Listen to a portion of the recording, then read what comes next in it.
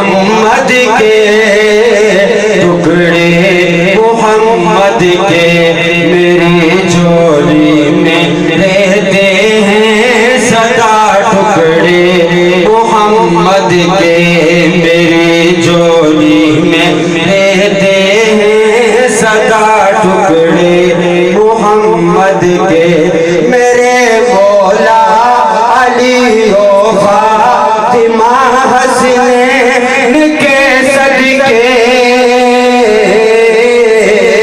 میرے مولا علی و فاطمہ حسنین کے صدقے میری نسلوں کو پی کرنا تھا ٹکڑے محمد کے ٹکڑے محمد کے میری جھولی میں رہتے ہیں سدا ٹکڑے محمد کے میری جھولی میں رہتے ہیں سدا ٹکڑے محمد کے بڑا قابل غور شعر ہے اگر آپ کی توجہ ہے تو بلند آواز سے سبحان اللہ کہیں ابھی بھی حاجی صاحب سبحان اللہ کہہ رہے ہیں باقیوں کی آواز مجھے بڑی کم آ رہی ہے ذرا بلند آواز سے کہو سبحان اللہ ہے شہر علم خود آقا علی ہے اس کا دروازہ اور بلند آواز سے کہو ذرا ہے علم شہر خود آقا علی ہے اس کا دروازہ تو دروازے سے آ اور کھائے جا ٹکڑے محمد کے ٹکڑے محمد کے میری جھولی میں رہتے ہیں سدا ٹکڑے محمد کے اللہ رب العزت کی حمد و ثنا اور حضور رحمت اللہ للعالمین کی بارگاہ میں ہدیہ درود و سلام اور ہدیہ عقیدت کے بعد جمیع حاضرین و سامعین عزیزان گرامی القدر خصوص بالخصوص میزبان محفل محترم جناب شفقت صاحب محترم جناب حاجی ذاکر صاحب انہوں نے آپ کو بھی بلایا اور مجھے بھی بلایا کہ آؤ سب مل کر بیٹھیں گے اور مائی صاحبہ کے لیے بخشش اور مغفرت کی دعا کریں گے سٹیج پر خوبصورت ہستیاں بیٹھی ہوئی ہیں محترم جناب حافظ خضر حیات نظامی صاحب مقدس اللہ العالی اور محترم جناب قاری ندیم الرحمن صاحب اور محترم جناب آپ کے علاقے کے کونسلر حاجی محمد جہانگیر صاحب اور محترم جناب مرزا محمد مسعود صاحب عقیل ادری صاحب کی تشریف فرما ہیں اور بھی میرے ماکڑے کے معزز بھائی بیٹھے ہوئے ہیں آپ تمام حضرات میرے لیے معزز ہیں لیکن سب کا نام لینا اتنا وقت نہیں ہوتا اور ضروری بھی نہیں ہوتا تو سب اس جملے میں آ جاتے ہیں کہ ہم سب ایک نبی کا کلمہ پڑھنے والے ہیں ہم سب محمد کے غلام ہیں تو اللہ رب العزت اس محفل کو اپنی بارگاہ میں قبول و منظور فرمائے اور مائی صاحبہ کے درجات بلند فرمائے ہونا تو یہ تھا کہ کوئی خطیب باہر سے بلاتے جسے آپ سنتے لیکن یہ مہربانی ہے شفقت صاحب کی اور حاجی ذاکر صاحب کی کہ انہوں نے مجھے ہی اس قابل سمجھا کہ میں ہی چلو تقریر کروں اور آپ لوگوں کو معزوز کروں خیر میں معزوز تو نہیں کر سکتا تو بہرحال میں قرآن و حدیث کی روشنی میں چند ایک باتیں کروں گا اس نیت اور اس ارادے سے کہ اگرچہ شوخ نہیں انداز بیاں میرا شاید کہ اتر جائے تیرے دل میں میری بات تو اس ارادے کے ساتھ قرآن مجید فرقان حمید کی آیہ مقدسہ پڑھی ہے والدین کے حوالے سے کس حوالے سے والدین کے حوالے سے کہ اللہ رب العزت نے فرمایا کہ جب تمہارے والدین بوڑھے ہو جائیں بڑھاپے میں پہنچ جائیں، قوت سماعت، قوت گویائی، قوت بصارت کمزور پڑ جائے تو پھر اپنے بازوؤں کو پھیلا دیا گیا۔ کیا کرو؟ اپنے والدین کے لیے اپنے بازوؤں کو پھیلا دیا کرو اور میری بارگاہ میں دعا کیا کرو۔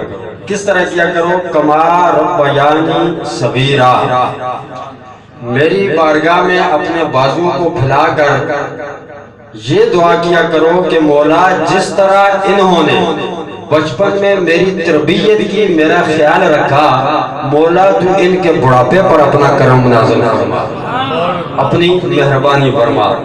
یہاں تھوڑی سی بات کروں گا عقیدے کے حوالے سے، کیونکہ یہ محفلیں ایسی ہوتی ہیں کہ ان کے اندر لوگوں کو بتانا ضروری ہوتا ہے اور یہ ہمارا فرض ہوتا ہے۔ اللہ نے جو والدین کے لیے لفظ استعمال کیا وہ لفظ ہے رب۔ رب کیا لفظ استعمال ہوا؟ رب۔ یہ لفظ کس کے لیے استعمال ہوا؟ والدین کے لیے۔ کس کے لیے؟ بولو سارے بولو، کس کے لیے استعمال ہوا؟ کما رب یعنی کہ مولا میرے والدین پر۔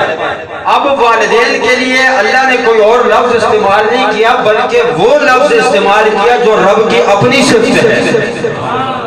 رب کون ہے؟ اللہ ہے۔ سورہ فاتحہ کے شروع میں کیا کہتے ہو؟ الحمدللہ رب العالمین، کہ مولا تو ہی رب ہے اور تمام تعریفیں تیرے لیے ہیں، تیرے لیے تمام تعریفیں ہیں۔ تو رب اللہ ہے، لیکن اللہ نے فرمایا کہ میں تمہارا رب ہوں، کل کائنات کی تعریفیں مجھ اللہ کے لیے ہیں، لیکن اس دنیا کے اندر میں نے تمہارا رب تمہارے والدین کو بنا کر دیا۔ ہمارے والدین کیا ہیں؟ ہمارے رب ہیں۔ رب کا معنی ہے پالنے والا۔ حقیقت میں خدا پالتا ہے لیکن بظاہر والدین پالتے ہیں۔ اب بلا تجربہ بلا مثال جو بات کرنا چاہتا ہوں وہ یہ ہے کہ ہم لوگ جو یا رسول اللہ کہتے ہیں یا محمد کہتے ہیں یا علی کہتے ہیں یا غوث کہتے ہیں یا کسی بھی اللہ کے ولی کو یا کہہ کر مخاطب کرتے ہیں تو اس میں شرک نہیں ہوتا۔ اس میں بولو شرک نہیں ہوتا۔ اگر اس میں شرک ہوتا تو رب صرف اللہ کی ذات ہے تو والدین رب نہ ہوتے۔ سمجھ آ رہی ہے نا میری بات کی؟ والدین رب نہ ہوتے، لیکن اللہ نے فرمایا کہ میں رب ہوں لیکن تمہارے والدین کو رب بنا کر بھیج رہا ہوں۔ اسی طرح ہر جگہ حاضر و ناظر حقیقی معنوں میں اللہ ہے، ہر جگہ اللہ حاضر و ناظر ہے، ہر بندے کی مشکل اللہ آسان کرتا ہے، ہر بندے کی حاجت کو اللہ روا کرتا ہے، لیکن اللہ نے اس دنیا کے اندر علی کو بھی حاجت روا بنا کر بھیجا، علی کو بھی مشکل کشا بنا کر بھیجا اور اپنے حبیب محمد کو بھی حاجت روا بنا۔ ان باتوں سے شرک نہیں ہوتا۔ حقیقت میں سب کچھ کرتا اللہ ہے۔ کون کرتا ہے؟ بولو اللہ ہے۔ جس طرح اللہ نے والدین کو رب بنا کر بھیجا اسی طرح محمد کو مشکل کشا بنا کر بھیجا، اسی طرح علی کو حاجت اور حاجت روا بنا کر بھیجا۔ میں بھول گیا تھا، معذرت کے ساتھ محترم جناب قمر صاحب بھی تشریف فرما ہے، ان کی مہربانی ہے جو وہ بیٹھے ہوئے ہیں۔ تو عرض یہ کر رہا ہوں کہ ان باتوں سے کوئی شرک نہیں ہوتا۔ بولو شرک نہیں ہوتا۔ شرک کیسے ہوتا ہے کہ اللہ کے سوا کسی اور کی عبادت کرو، جس طرح اللہ کی عبادت کرتے ہو اس طرح کسی اور کی عبادت کرو، جس طرح اللہ کو پوچھتے ہو اس طرح کسی اور کو پوچھو۔ ان باتوں سے شرک ہوتا ہے، ورنہ یا رسول اللہ کہنے سے یا محمد کہنے سے یا علی کہنے سے یا غوث کہنے سے شرک نہیں ہوتا۔ اگر ان باتوں سے شرک ہوتا تو رب کبھی بھی والدین کو رب نہ کہتا۔ اب اللہ کی صفت والدین کے اندر آئی یا نہیں آئی؟ تو یہ صفات والدین کے اندر تو ربوبیت کی صفت ہے نا۔ محمد کے اندر اللہ نے رؤوف الرحیمی کی صفت بھی رکھی۔ یہ موضوع الگ چلا جائے گا، بات الگ چلی جائے گی۔ بات یہ کر رہا ہوں کہ ہمارے والدین ہمارے رب ہیں۔ بڑا مقام اور مرتبہ ہے والدین کا، دونوں کا بڑا مقام اور مرتبہ ہے۔ لیکن چونکہ محترم جناب شفقت صاحب کی والدہ صاحبہ اس دنیا فانی سے رخصت، میں والدہ کے حوالے سے زیادہ گفتگو کروں گا۔ اشارتاً پہلے 2 حدیثیں والدین کے حوالے سے سن لیں۔ جی ٹھیک ہے، جتنے بجے آپ کے ٹھیک ہے ٹھیک ہے جتنے بجے آپ کہیں اتنے بجے انشاءاللہ دعا کریں گے. ندیم صاحب اپنا موبائل آپ میں ڈالیں. اذان محترم ہم لوگ کیا کرتے ہیں کہ یا والدہ کی بڑی خدمت کریں گے تو والد کو نہیں پوچھتے, یا والد کو پوچھیں گے تو والدہ کو چھوڑ دیتے ہیں. ایسا نہیں ہے, دونوں کا مقام اور مرتبہ بہت بلند ہے, بہت بلند ہے. اگر کسی کا والد ناراض ہے, والدہ راضی ہے تو پھر بھی اس کی بخشش نہیں, اور اگر کسی کی والدہ راضی ہے اور والد ناراض ہے تو پھر بھی اس کی بخشش نہیں. اس لیے دونوں کو راضی رکھنا ہوگا. میرے آقا صلی اللہ علیہ وسلم کی بارگاہ میں ایک شخص حاضر ہوا, عرض کرنے لگا یا رسول اللہ باپ بڑی زیادتی کرتا ہے میرے ساتھ, جائیداد میں سے حصہ نہیں دیتا اور بھی ظلم و زیادتیاں کرتا ہے. تو میرے آقا نے فرمایا کہ چہرے کا رنگ تبدیل ہو گیا, غصے کے اثار نمودار ہوئے, اور مصطفیٰ نے فرمایا کہ تیرا باپ تیرا مالک ہے, وہ چاہے تو تجھے حصہ دے چاہے تو نہ دے. تیرا کام نہیں ہے اس پر اعتراض کرنا, آبجیکشن لگانا. تیرا کام کیا ہے کہ تو سر جھکا کر والد کے سامنے کھڑا رہے, اس کی خدمت کرتا رہے. اگر تیرا والد تجھ سے ناراض ہو گیا تو سمجھ لے کہ تیرا رب تجھ سے ناراض ہو جائے گا. اللہ نے اپنی رضا میں والد کی رضا رکھی ہے, والد کی رضا میں اپنی رضا رکھی ہے, کہ جس کا والد اس سے راضی ہے اس کا خدا اس سے راضی ہے, اور جس کا والد اس سے ناراض ہے اس کا خدا اس سے ناراض ہے. اس لیے اگر والد کو راضی رکھو گے تو اللہ راضی ہوگا, اور اگر والد ناراض ہے تو اللہ ناراض ہو جائے گا. اسی طرح اذان محترم ایک شخص حاضر ہوا, عرض کیا یا رسول اللہ مجھ پر سب سے زیادہ حق کس کا ہے؟ فرمایا تمہاری ماں کا. دوسری بار پوچھا کس کا؟ پھر فرمایا تمہاری ماں کا. پھر پوچھا کس کا؟ پھر فرمایا تمہاری ماں کا.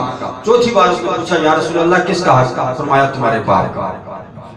یعنی کہ ماں کا حق بلا شک و شبہ زیادہ ہے, کیونکہ ماں مظلوم ہوتی ہے, ماں بڑی مشقتیں بڑی محنتوں کے ساتھ اپنے بچے کو پالتی ہے. ماں کے قدموں کے نیچے اللہ نے جنت کو رکھا ہوا ہے, اور جنت کا دروازہ اللہ نے باپ بنایا ہوا ہے. یا نہ سمجھو کہ ماں کے قدموں کے نیچے جنت ہے تو ہم بس اس میں گھس جائیں گے, نہیں. دروازے سے جاؤ گے تو جنت میں جاؤ گے نا. دروازہ باپ بنایا, قدموں کے نیچے ماں کے رکھا. فرمایا دروازے سے آؤ گے, دروازہ کھلے گا, اس سے آؤ گے تو جنت میں داخل ہو جاؤ گے. اب اگر جنت میں جانا ہے, ماں کے قدموں کے نیچے جانا ہے, تو پہلے باپ کو راضی کرنا ہوگا. باپ راضی ہوگا, جنت کا دروازہ کھلے گا, تو تب جا کے ماں کے قدموں کے سائے میں جگہ ملے گا. میرے آقا جناب رحمت اللہ علیہ ایک شخص حاضر ہوا, عرض کیا یا رسول اللہ جہاد کرنا چاہتا ہوں. کیا کرنا چاہتا ہوں؟ بولو.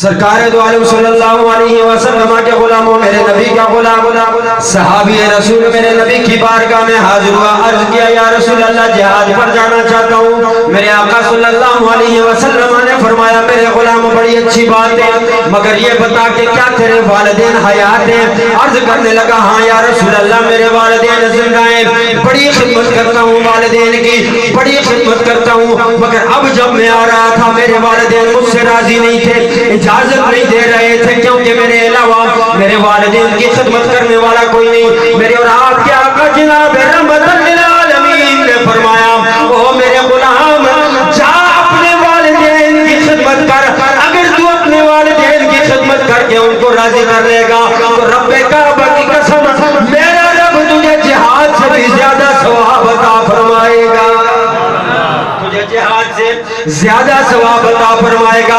اپنے والدین کی خدمت کر, اپنے والدین کو راضی کر, اگر والدین راضی ہو گئے جہاد سے بھی زیادہ ثواب ملے گا. اسی طرح عزیزان محترم میرے آقا صلی اللہ علیہ وسلم کا فرمان, ہم لاکھوں روپیہ خرچ کر کے بیت اللہ کا طواف کرتے ہیں, طواف بیت اللہ کرنے کے لیے جاتے ہیں, اس کے بعد پھر بھی میرا رب اس بات کی گارنٹی نہیں دیتا کہ او میرے بندو تم لاکھوں روپیہ خرچ کر کے آتے ہو, کعبے کا طواف کرتے ہو, مشقتوں کے بعد محنتوں کے بعد حج جناب والا مکمل کرتے ہو, پھر بھی گارنٹی نہیں حج قبول ہوا یا نہیں, کیونکہ دکھلاوا بھی ہو سکتا ہے. اس لیے میرے آقا نے فرمایا او میرے غلاموں رب کعبہ کی قسم اگر روز صبح اٹھ کر اپنے والدین کو محبت کی نگاہ سے دیکھو گے تو میرا رب تمہیں مقبول حج کا ثواب عطا فرمائے گا. کون سے حج کا؟ مقبول حج کا ثواب ملے گا۔ اس بات کی لاکھوں روپیہ خرچ کرنے کے بعد بھی کوئی گارنٹی نہیں حج قبول ہوا یا نہیں، لیکن والدین کے چہرے کو دیکھنا حج مقبول کا ثواب ہے۔ اب میرے نبی کے غلام ہیں، آقا نے فرمایا تو میرے مصطفیٰ نے جب یہ فرمایا تو صحابہ نے عرض کیا یا رسول اللہ اگر دن میں کوئی 2 مرتبہ دیکھے، آقا نے فرمایا اس کو 2 مقبول حجوں کا ثواب ملے گا۔ بلند آواز سے کہو ذرا، اس کو 2 مقبول، فرمایا 3 مرتبہ، فرمایا 3 مقبول حجوں کا ثواب ملے گا۔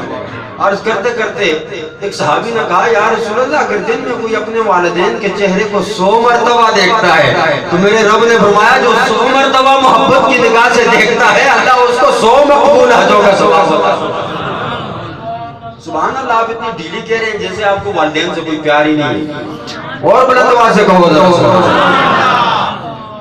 سرکار دو عالم صلی اللہ علیہ وسلم کے غلاموں میرے آقا جناب رحمت للعالمین نے والدہ والد دونوں کا مقام اور مرتبہ بیان کیا، اس لیے ہمیں دونوں کو راضی رکھنا ہوگا۔ اگر دونوں میں سے کوئی ایک بھی ناراض بات نہیں بنتی، عزیزان محترم نماز پڑھنا ضروری، کوئی شک نہیں، ہم پر نماز فرض کی گئی، زکوٰۃ دینا ضروری، کوئی شک نہیں، زکوٰۃ دینا فرض ہے ہم پر، کعبے کا طواف کرنا ضروری، جناب والا رمضان شریف کے روزے رکھنا ضروری، جتنی بھی کمال خدا بندی ہے کرنے بہت ضروری ہے، ہم پر فرض ہے، مگر عزیزان محترم ان سارے نیک کمال کے ساتھ ساتھ ہمیں اپنے والدین کی رضامندی کا خیال بھی رکھنا ہوگا۔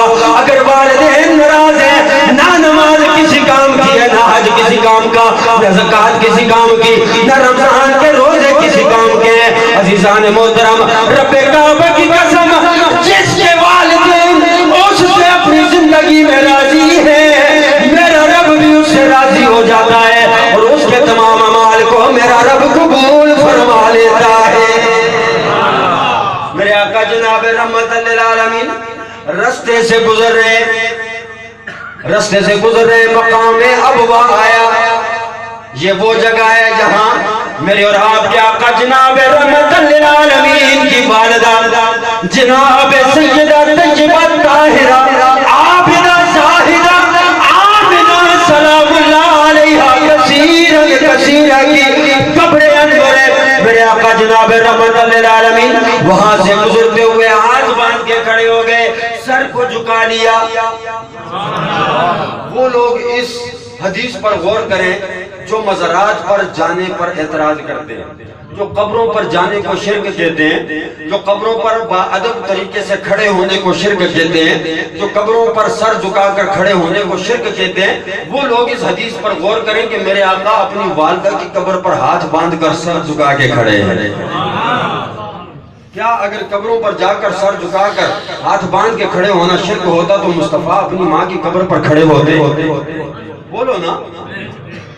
حضور تو ہمیں ہدایت کا راستہ دکھانے آئے، نہ کہ شرک کا راستہ دکھانے آئے، لیکن مجھے ان لوگوں کی سمجھ نہیں آتی کہ اگر میں اپنے والد یا والدہ کی قبر پر جا کر ہاتھ باندھ کے سر جھکا کے کھڑا ہوتا ہوں تو لوگ کہتے ہیں اس نے تو شرک کر لیا، یہ تو بہت بڑا مشرک ہے۔ بھائی اگر ہم مشرک ہوتے اس طرح تو کیا آقا اپنی والدہ کو بھی چھوڑ دو؟ عزیزان محترم جو بدر کے میدان میں صحابہ شہید ہوئے ان کی قبروں پر بھی میرے آقا اسی طرح کھڑے ہوئے اور ان سے خطاب بھی فرمایا، ان سے کیا بلکہ جو کافر مارے گئے تھے میرے آقا نے ان سے خطاب فرمایا۔ صحابہ نے عرض کیا، حضرت عمر نے خاص طور پر عرض کیا یا رسول اللہ یہ تو مر گئے، یہ تو نہیں سنتے؟ فرمایا عمر تجھ سے زیادہ سن رہے ہیں، کیونکہ مرنے کے بعد قوت سماعت زیادہ ہو جاتی ہے، تجھ سے زیادہ سنتے ہیں، کیونکہ زندہ بندہ میں دل میں بات کروں تو زندہ بندہ نہیں سن سکتا، میں دل میں کیا بات کر رہا ہوں زندہ بندہ نہیں سن سکتا، لیکن قبرستان سے گزرتے ہوئے دل میں قبر والوں کو سلام کرو وہ سن لیتے۔ قوت سماعت مرنے کے بعد زیادہ ہو جاتی ہے۔ تو سرکار دو عالم صلی اللہ علیہ وسلم کے غلاموں میں یہ عرض کر رہا ہوں میرے آقا اپنی والدہ کی قبر سے گزرے، سر جھکا کر ہاتھ باندھ کر کھڑے ہو گئے، میرے آقا کی آنکھوں سے آنسو جاری ہو گئے، صحابہ میرے آقا کے ساتھ ہیں، صحابہ کی آنکھیں بھی آبدیدہ ہو گئی، عرض کرنے لگے یا رسول اللہ یا حبیب اللہ آپ کو کس چیز نے رلا دیا؟ میرے آقا نے فرمایا او میرے غلاموں اگر آج میری والدہ اس دنیا میں موجود ہوتی تو کتنا خوش ہوتی کہ اللہ نے اس کے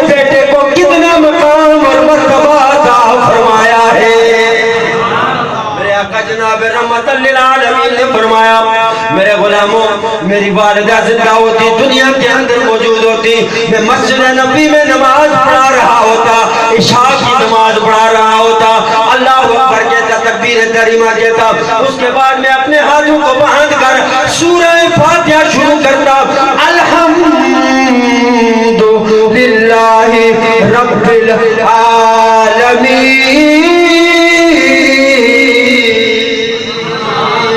میں سورہ فاتحہ پڑھ رہا ہوتا ادھر سے اچانک میری والدہ مجھے آواز دیتی کہتی کہ او میرے بیٹے محمد تو کہاں ہے تو میرے غلاموں رب کعبہ کی قسم ہے میں نماز عشاء چھوڑ کر اپنی والدہ کی خدمت میں حاضر ہو جاتا عشاء کی نماز چھوڑ دیتا اور ماں کی خدمت میں حاضر ہو جاتا اس سے بڑھ کر ماں کا مقام کیا ہوگا عبادت کس کی ہے بولو بولو عبادت کس کی ہے سست پڑ گئے اور 12:15 کا مجھے ٹائم دیا گیا ہے 12:15 سے پہلے تو میں نہیں چھوڑوں گا کیونکہ یہ تو الہانہ کی مرضی پہ منحصر ہے نا 12:15 دعا کا ٹائم رکھا ہے تو 12:15 ہوگی اب آپ بولے یا نہ بولے 12:15 تک آپ پابند ہیں اس لیے بولو تو اچھا ہی ہے ٹھیک ہے تو نماز کس کی ہے سارے بولو اللہ کی ہے عبادت کس کی ہے اللہ کی ہے سورہ فاتحہ کس کے لیے پڑھی جا رہی ہے اللہ کے لیے پڑھی جا رہی ہے تو آقا فرماتے ہیں میری والدہ زندہ ہوتی تو آواز دیتی سورہ فاتحہ چھوڑ دیتا نماز چھوڑ دیتا اللہ کی عبادت کو ادھر ہی چھوڑ دیتا والدہ کی خدمت میں حاضر ہو جاتا عظمتاں کی سنا مادیاں عظمتاں کی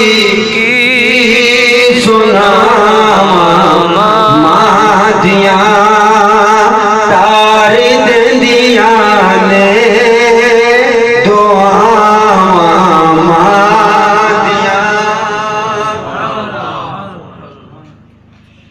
یہ میرے مصطفیٰ کے لیے خاص ہے کہ حضور والدہ کے بلانے پر فرض نماز چھوڑ کر والدہ کی خدمت میں حاضر ہو جائے یہ مصطفیٰ کے لیے خاص ہے امتی کے لیے کیا حکم ہے امتی نفل نماز اگر پڑھ رہا ہے تو والدہ بلائے تو نفل نماز چھوڑ کر والدہ کی خدمت میں چلا جائے بلند آواز سے کہنا تھا لیکن کہہ نہیں رہا فرض امتی فرض نہیں چھوڑ سکتا کیونکہ فرض بہت ضروری ہے امتی فرض نہیں چھوڑ سکتا امتی کے لیے کیا مسئلہ ہے کہ امتی اگر نفل نماز پڑھ رہا ہے تو والدہ بلا لے تو نفل نماز کو چھوڑ دے اور والدہ کی خدمت میں حاضر ہو جائے کیونکہ والدہ کا اللہ نے بڑا مقام اور مرتبہ رکھا تو عزیزان محترم انتہائی بلند مقام اور مرتبے والے والدین اللہ نے امت مصطفیٰ کو عطا فرمائے اور یہ سب مصطفیٰ کی رحمت کا صدقہ یہ سب میرے آقا کے قدموں کا صدقہ ہے نالین مقدسہ کا صدقہ ہے کیونکہ والدین ناراض ہو جائیں تو اللہ کوئی بھی عبادت قبول نہیں کرے حضرت عبداللہ ابن مبارک رحمت اللہ تعالی علیہ بہت بڑے اللہ کے ولی بھی گزرے اور تابعی بھی ہیں طواف کعبہ کر رہے تھے کیا کر رہے تھے کعبے کا طواف کر رہے تھے کعبے کا طواف کر کے جب فارغ ہوئے تو سین حرم میں پرسکون ہو کر بیٹھ گئے آنکھ لگ گئی تو خواب میں ہاتف غیبی سے آواز آئی کسی کہنے والے نے کہا کہ عبداللہ کعبے کے فلاں مقام پر فلاں جگہ پر ایک شخص کھڑا ہے اس کی نشانی یہ ہے کہ اس کی ایک آنکھ بھی نہیں اور ایک بازو بھی اس کا کٹا ہوا ہے اس شخص سے جا کر کہہ دو کہ حدود حرم سے نکل جائے ہم نے اس کا حج قبول نہیں کیا چونکہ آپ تابعی ہیں اللہ کے ولی ہیں بیدار ہوئے گھبرا کر اٹھے اور اس مقام کی طرف چلے کہ جس مقام کی طرف اشارہ ہوا تھا کہ اس مقام پر وہ شخص کھڑا ہے وہاں گئے دیکھا کہ واقعی ایک شخص کھڑا ہے جس کی ایک آنکھ بھی نہیں اور ایک بازو بھی نہیں اس سے جا کر کہا کہ اے بندہ خدا مجھے ہاتف غیبی سے آواز آئی ہے کہ اللہ نے تیرا حج قبول نہیں کیا اور تو حدود حرم سے نکل جا۔ جب وہ شخص نے یہ سنا تو ایک چیخ اس کے منہ سے نکلی، کہنے لگا کہ میں کتنا بدبخت انسان ہوں کہ 7 سالوں سے مسلسل حج کیے جا رہا ہوں، یعنی یہ میرا 7واں حج تھا، تو ہر حج کرنے کے بعد کوئی نہ کوئی اللہ کا بندہ آ کر مجھے کہہ دیتا ہے کہ چلا جا تیرا حج اللہ نے قبول نہیں کیا۔ عبداللہ ابن مبارک نے جب یہ سنا تو کہنے لگے کہ پھر تجھے پتہ تو ہوگا نا کہ تو نے کون سا گناہ کیا ہے؟ اس نے کہا نہیں عبداللہ ابن مبارک، میں نے کوئی گناہ نہیں کیا، نہ میں شراب پیتا ہوں، نہ میں زنا کرتا ہوں، نہ میں چوری کرتا ہوں، نہ میں ڈکیتیاں کرتا ہوں، نہ میں کسی پر ظلم کرتا ہوں، میں تو صوم و صلات کا پابند ہوں، میں کوئی گناہ نہیں کرتا۔ عبداللہ ابن مبارک نے کہا بھائی سوچ، ہو سکتا ہے کوئی ایسا گناہ تجھ سے سرزد ہوا ہو، ماضی میں ہوا ہو، جس کی وجہ سے تجھے ابھی تک سزا مل رہی ہے۔ اس نے سوچا اور کہنے لگا کہ اے عبداللہ ابن مبارک، ہاں اور کوئی گناہ مجھ سے نہیں ہوا، لیکن مجھ سے میری والدہ ناراض ہے۔ کون ناراض ہے؟ مجھ سے میری والدہ ناراض ہے۔ تو عبداللہ ابن مبارک نے جب یہ سنا تو چہرے کا رنگ متغیر ہوا اور کہنے لگے کہ بدبخت انسان، اگر والدہ ناراض ہے تو کعبے میں کیا ڈھونڈ رہا ہے؟ جا کر اپنی والدہ کو راضی کر، اگر تجھ سے تیری والدہ راضی ہو گئی تو تیرا خدا بھی تجھ سے راضی ہے۔ مگر اس نے سر کو جھکایا اور کہنے لگا عبداللہ ابن مبارک، میں سالوں سے اپنی والدہ کو راضی کرنے کی کوشش کر رہا ہوں، مگر میری والدہ مجھ سے راضی نہیں ہو رہی۔ آپ مہربانی کریں، میرے ساتھ چلیں اور میری والدہ کو مجھ سے راضی کریں۔ آپ کے کہنے پر اگر وہ مجھ سے راضی ہو جائے تو آپ کا بہت بڑا احسان ہوگا۔ آپ کہتے ہیں کہ مجھے اس شخص کی حالت پر رحم آ گیا، ترس آ گیا، میں اس کے ساتھ چل پڑا کہ چلو بھائی تمہاری والدہ کو جا کر راضی کرتے ہیں۔ جب والدہ کے گھر پر پہنچے، دروازے پر دستک دی، والدہ نے اندر سے پوچھا کون؟ تو بیٹا بولا، کہنے لگا اماں میں ہوں، دروازہ کھولو۔ تو ماں کہنے لگی تو کیا لینے آیا ہے یہاں پر؟ دفع ہو جا، مجھے تیری ضرورت نہیں۔ عبداللہ ابن مبارک نے جب یہ بات سنی تو کہنے لگے کہ اے مائی، اس بیٹے کے ساتھ میں آیا ہوں، غلام مصطفیٰ عبداللہ ابن مبارک، اگر تو دروازہ کھول لے تو تیری مہربانی ہوگی۔ ماں نے جب عبداللہ ابن مبارک کا نام سنا تو دروازہ کھولا، دونوں اندر گئے۔ عبداللہ ابن مبارک نے کہا کہ ماں اپنے بیٹے کو معاف کر دے، کیونکہ یہ بہت بڑا گناہگار ہو گیا، بہت بڑا مجرم ہو گیا ہے تیرا، اس کو معاف کر دے۔ ماں نے کہا کہ عبداللہ ابن مبارک میں اسے معاف نہیں کر سکتی، کیونکہ اس نے میرے ساتھ بہت بڑا ظلم کیا ہوا۔ عبداللہ ابن مبارک نے جب یہ بات سنی تو کہنے لگے کہ بھائی کون سا ایسا ظلم کر لیا، کون سا ایسا گناہ اس نے کیا ہے کہ جس کی وجہ سے تو اس سے اتنا ناراض ہے؟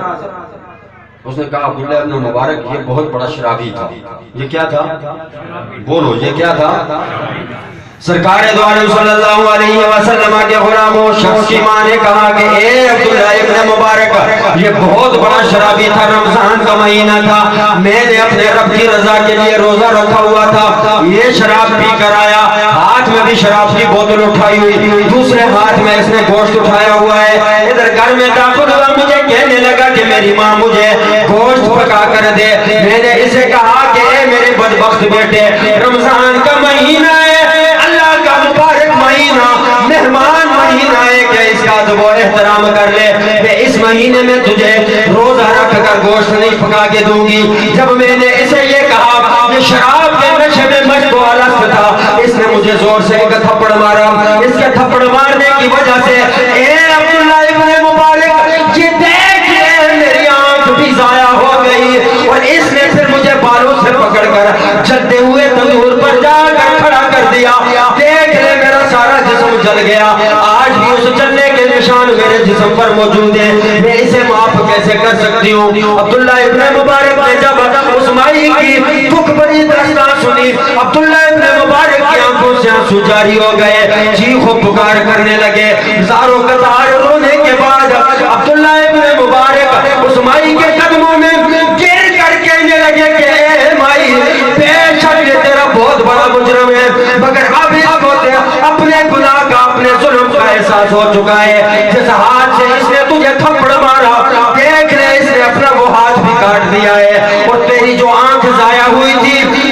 اس کے بدلے میں اپنی آنکھ بھی نکال دیے. اے ماں اپنے بیٹے کو معاف کر دے. جب ماں نے اپنے بیٹے کا کٹا ہوا ہاتھ دیکھا, نکلی ہوئی آنکھ دیکھی, ماں کی ممتا تڑپ اٹھی, اپنے بیٹے کو سینے سے لگا کر کہنے لگی, او میرے بیٹے تو نے اپنے ساتھ یہ ظلم کیوں کیا؟ آ میں تجھے اللہ کی رضا کی خاطر معاف کرتی ہوں. لوگوں ماں ورگا کدی پیار نہیں ملتا, اے سودا تجھی وار نہیں ملتا. ماں ورگا کدی پیار نہیں ملتا. جن کی والدہ دنیا میں موجود ہے وہ بھی پڑھو, جن کی دنیا سے چل بسی وہ بھی پڑھ لو. آواز تھوڑی سی کھولو, زبانوں کو حرکت دو, بلند آواز کے ساتھ پڑھ لو. بزرگوں سے نہیں کہہ رہا, نوجوان اپنی جوانیوں کا صدقہ اتارو, اپنی ماں کی محبت میں پڑھو. ماں ورگا کدی پیار نہیں ملتا, اے سودا تجھی وار نہیں ملتا.